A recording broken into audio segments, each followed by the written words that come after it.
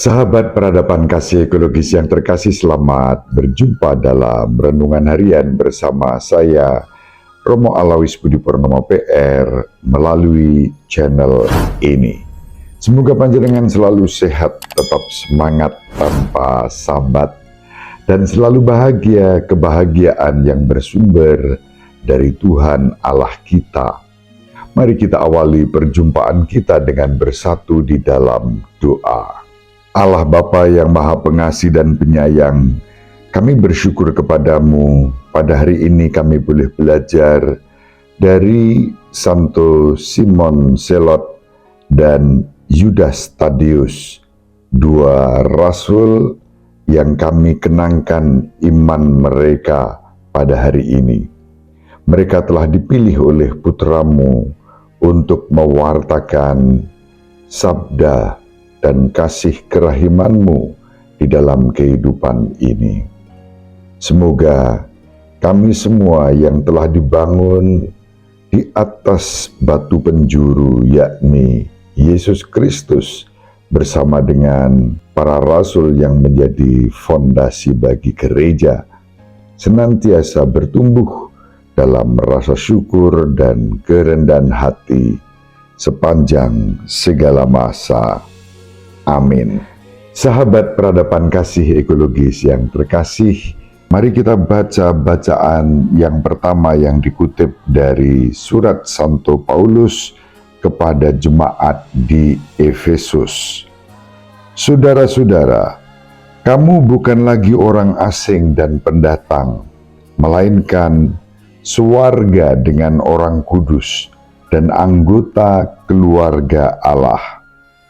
Kamu dibangun di atas dasar para rasul dan para nabi, dengan Kristus Yesus sebagai batu penjuru. Di atas Dia tumbuhlah seluruh bangunan yang rapi tersusun menjadi bait Allah yang kudus dalam Tuhan. Di atas Dia pula kamu turut dibangun menjadi tempat kediaman Allah dalam roh. Demikianlah sabda Tuhan. Syukur kepada Allah. Sahabat peradaban kasih ekologis yang terkasih, hari ini kita bersyukur atas iman Santo Simon Zelot dan Santo Yudas Tadeus, dua murid Yesus yang menjadi bagian dari 12 rasul. Simon yang dimaksud di sini bukan Simon Petrus, tetapi Simon Zelot. Satu sosok yang memiliki karakter politik yang sangat kuat dalam menghadapi penjajahan Romawi. Santo Simon memiliki pergerakan untuk memerdekakan bangsanya dari belenggu penjajahan Romawi pada zamannya. Dia menjadi bagian dari 12 rasul yang dipilih dan ditetapkan oleh Yesus sendiri, bukan untuk urusan-urusan politik kekuasaan, tetapi untuk urusan-urusan politik keselamatan, kesejahteraan yang dianugerahkan Allah dalam dan melalui Yesus Kristus, sang batu penjuru yang dibuang oleh para tukang bangunan, tetapi telah menjadi batu sendi keselamatan.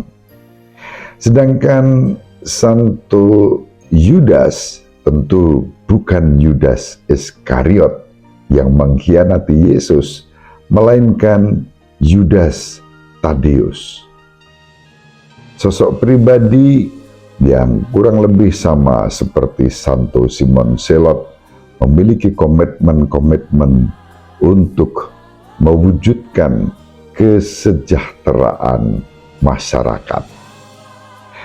Dari dua pribadi ini kita belajar bagaimana Tuhan Yesus Kristus memilih para muridnya dalam keberagaman, Itu tampak kalau kita membaca Injil Lukas bab 6 ayat 12 sampai 19.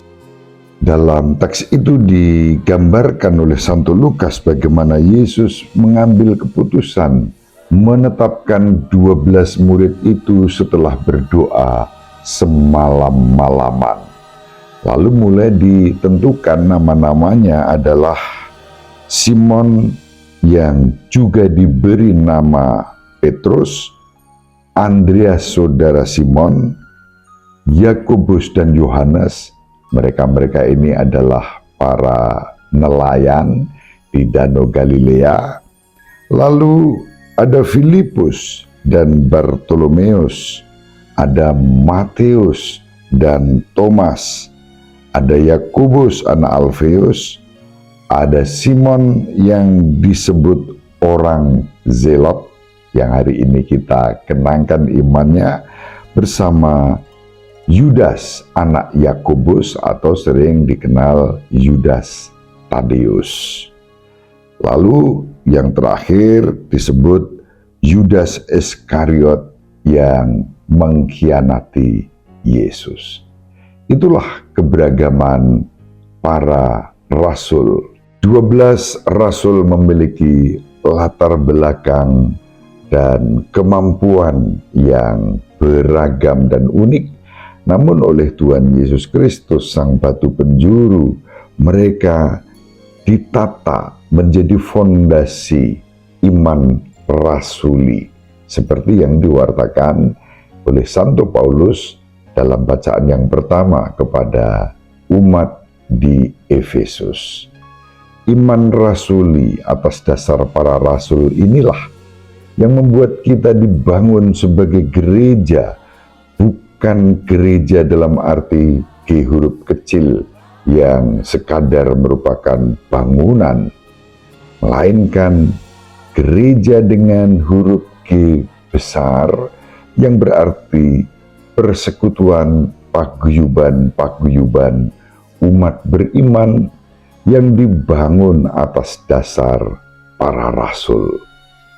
Sahabat peradaban kasih ekologis yang terkasih, mari kita bersama belajar dari Santo Simon Zelot dan Yudas Tadeus dengan karakter-karakter yang unik tetapi saling menghargai dalam keberagaman. Menghargai perbedaan dalam keberagaman ini yang kerap kali sulit terjadi juga di antara umat Katolik, umat Kristiani.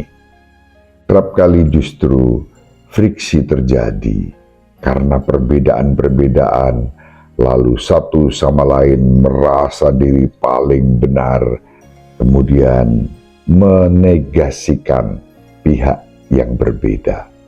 Itu bukan sikap yang dikehendaki oleh Tuhan kita Yesus Kristus ketika memilih dan menetapkan para rasul. Keberagaman menjadi kekayaan dan kita dipanggil untuk saling menghormati perbedaan itu, dan dengan demikian kita menghadirkan kasih kerahiman Allah yang menyembuhkan, yang memulihkan, yang membuat hidup ini semakin disucikan dalam segala peristiwa yang terjadi.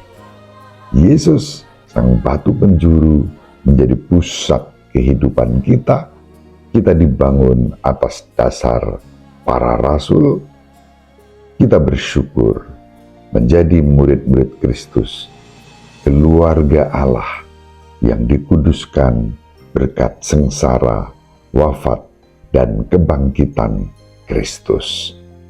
Selamat pesta untuk panjenengan yang menggunakan nama Simon Zelot ataupun Yudas Tadeus.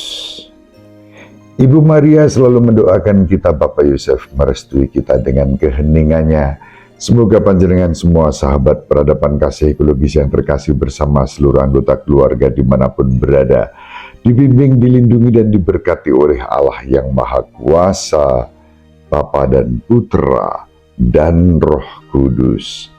Amin. Terima kasih, salam sehat, tetap semangat tanpa sambat. Selalu bahagia, kebahagiaan yang bersumber dari Tuhan Allah kita.